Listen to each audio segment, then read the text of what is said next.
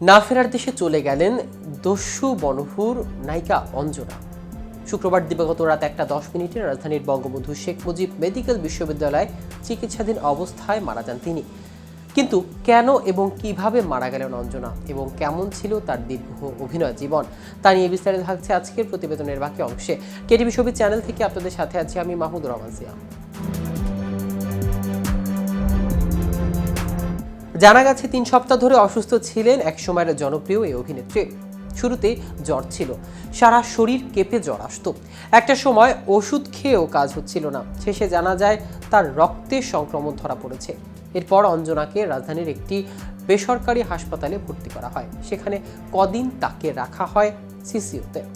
সেখানকার চিকিৎসায় শারীরিক অবস্থা আশানুরূপ উন্নতি না হওয়ায় হাসপাতাল বদলে গত বুধবার অঞ্জনাকে নেওয়া হয় বঙ্গবন্ধু মেডিকেলে।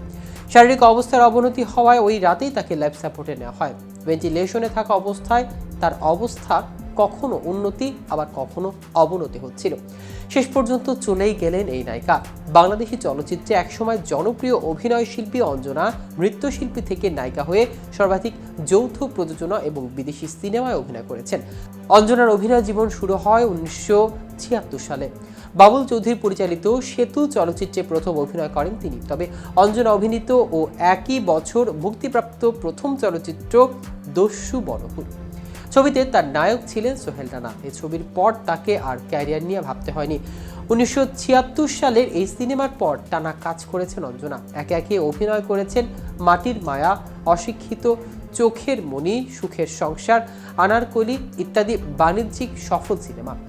জীবদ্দশায় এক সাক্ষাৎকারে অঞ্জনা জানিয়েছেন, বাংলাদেশ ছাড়াও তিনি অভিনয় করেছেন 9টি দেশের 13টি ভাষার সিনেমায়।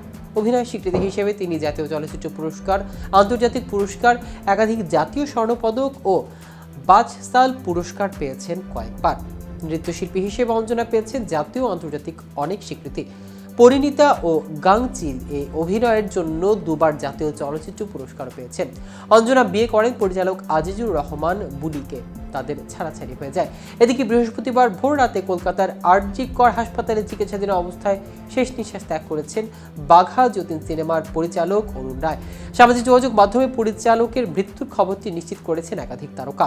অরুণ রায় বেশ কিছুদিন ধরে হাসপাতালে চিকিৎসাধীন অবস্থায় ছিলেন। গত 1 বছরের বেশি সময় ক্যান্সার আক্রান্ত ছিলেন তিনি। সপ্তাহখানেক আগে ফুসফুসের সংক্রমণের কারণেই আরজি কর হাসপাতালে ভর্তি করানো হয় তাকে। সম্প্রতি এই নির্মাতাকে দেখতে আরজি কর হাসপাতালে গিয়েছিলেন বাঘা যতীন সিনেমার নায়ক দেব। অরুণ রায়ের প্রথম সিনেমা হীরালাল, এটি দর্শকদের মাঝে ব্যাপক সাড়া ফেলেছিল। এতে কেন্দ্রীয় চরিত্রে অভিনয় করেছিলেন ডাক্তার তথা অভিনেতা কিঞ্জল নন্দ। দেব অভিনীত বাঘা যতীন সিনেমার শুটিংয়ের সময় ক্যান্সার ধরা পড়ে পরিচালক অরুণ রায়ের। তবে এজন্য সিনেমার কাজ বন্ধ রাখেনি তিনি। প্রথম স্টেজে খাদ্যনালীতে ক্যান্সার ধরা পড়ে তার। অসুস্থতা নিয়ে সিনেমার শুটিং শেষ করেছিলেন এই নির্মাতা। শুধুই বাঘা যতীন নয়, শেষ করেন অরণ্যের দিনরাত্রি সিনেমার কাজও। তো ভিউয়ার্স, ভিডিওটি সম্পর্কে আপনাদের কোনো মতামত থাকলে আমাদের কমেন্ট করে জানাতে পারেন। সাথে সাথে নিয়মিত শোবিজ রিলেটেড আপডেট ও ইনফরমেটিভ ভিডিও পেতে কেটিভি শোবিজের সাথে থাকুন। ধন্যবাদ সবাইকে।